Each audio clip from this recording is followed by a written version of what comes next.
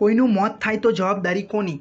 વડોદરાની સયાજી હોસ્પિટલની નિર્માણાધીન બિલ્ડિંગના 7મા માળે સેફટી બેલ્ટ પ્રોટેક્શન જાળી વગર કામ કરતા કામદારો. વડોદરાની સૌથી મોટી સયાજી હોસ્પિટલમાં રોજેરોજ હજારો દર્દીઓ સારવાર માટે આવતા હોય છે અને યોગ્ય સારવાર માટે સુવિધાઓ પણ ઉપલબ્ધ છે.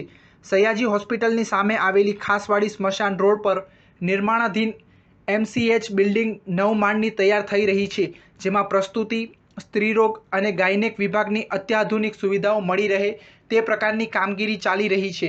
અહીંયા કામ કરતા કામદારો જીવ જોખમે 7મા માળે પાલખ બાંધી કોઈપણ પ્રકારની સેફટી વગર 7 થી 10 કામદાર કામ કરતા નજરે પડ્યા હતા.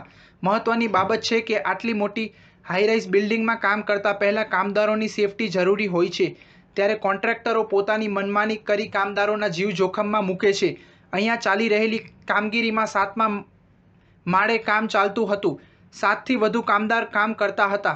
કામદારો પાસે ન તો કોઈ સેફટી બેલ્ટ હતો કે ન તો નીચે પ્રોટેક્શન જાળી. આટલી ઘટનાઓ બાદ પણ કોન્ટ્રાક્ટરો પોતાની મનમાની કરી રહ્યા છે કે શું અહીંયા કાયમી સુપરવિઝન નહીં થતું હોય તે પણ સૌથી મોટો સવાલ છે.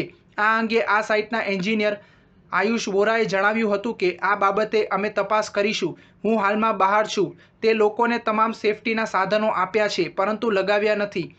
તે બાબતે અમે તપાસ કરીશું તેવું જણાવી બહાર હોવાનું કહ્યું હતું. સ્ટાર ન્યૂઝ 7 હંમેશા સચ્ચાઈની સાથે.